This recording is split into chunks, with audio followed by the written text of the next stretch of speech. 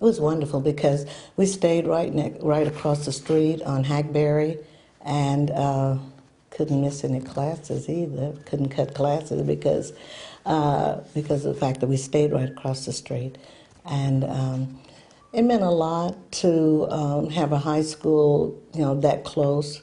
It was very convenient. In those days, I think my mom used to, bring our lunch to the edge of the campus, and we would have lunch there, and we'd always share with the rest of the students that were there.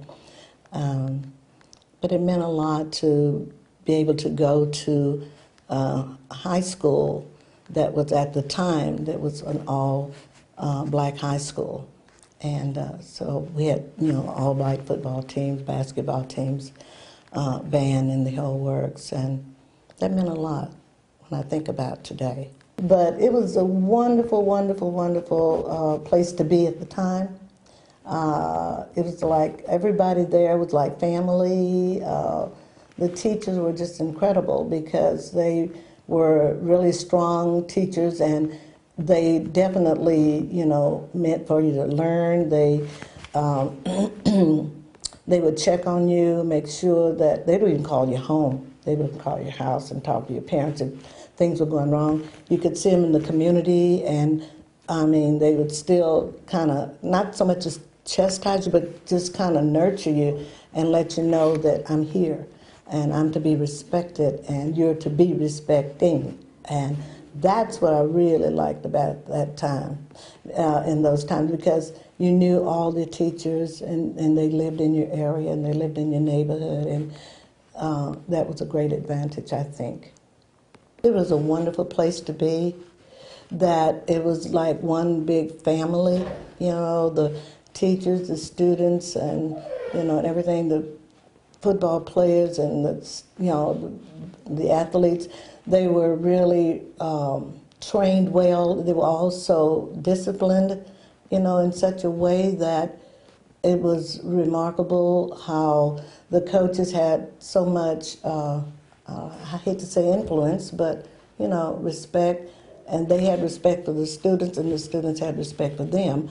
I think that's one of the things that was so outstanding about them, and that's one of the reasons that not only did the football and baseball teams win all those championships, the band did too. The band was incredible with Mr. Joyce. I used to wake up in the mornings, and they'd be out there practicing like 7 o'clock in the morning, and you could hear that wonderful music all in the neighborhood. I miss that. That was excellent. It was a great foundation for me. Anderson taught me some of the things that I still use this day.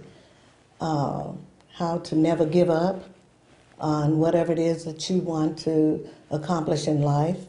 And as you well know, I've done quite a few things since I left Anderson. And my English teacher, Miss Harris, I had played a great deal in the fact that I eventually became a television interviewer myself. And had it not been for those strong teachers like that, like she was, I probably would have not been as successful as I have been in the field of acting and performing arts. And also Mrs. Kennard, she was at Kealing. She wasn't a dancer, but she was at Kealing, and she taught us about singing and how to do your notes. And one of the things I remember so vividly about her was the fact that we used to say, "Oh, Miss Kennard, why are you teaching us? Why are we having to practice so much and doing so much stuff?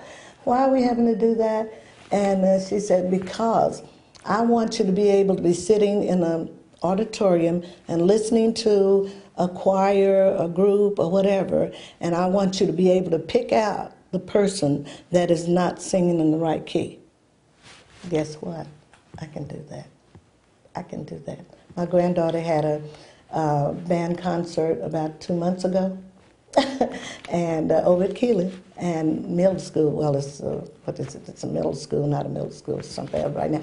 But anyway, and There was the instruments. They were playing the instruments, and I found out. I mean, they were playing, and I taught my daughter, or my granddaughter. I said that player there just hit the wrong note, and she said, "How'd you know?" I said, "Well, I was listening." And so she said, "We're going to find out." When it was over, and she asked my granddaughter, and she said, "Well, did somebody ever hit some notes, bad notes?" She said, "Yeah." She said, "I was one of them." She said, and I stopped playing at that point because I knew that the conductor was going to really get after us, So those are the kinds of things that I learned in Kealing and also Anderson High School, because they were just one block apart at that time. And the teachers were just so determined that you were going to get it. And we did. And if they saw that you needed help and that you were having a difficult time in being able to do what you're supposed to be doing in that particular class, they would pull you to the side and they would work with you. We would have to stay after school and make sure we had it before we left. And so I would say that, in my opinion, I think that those two schools were they were the building blocks for me. And I know they were for a lot of others. Yeah.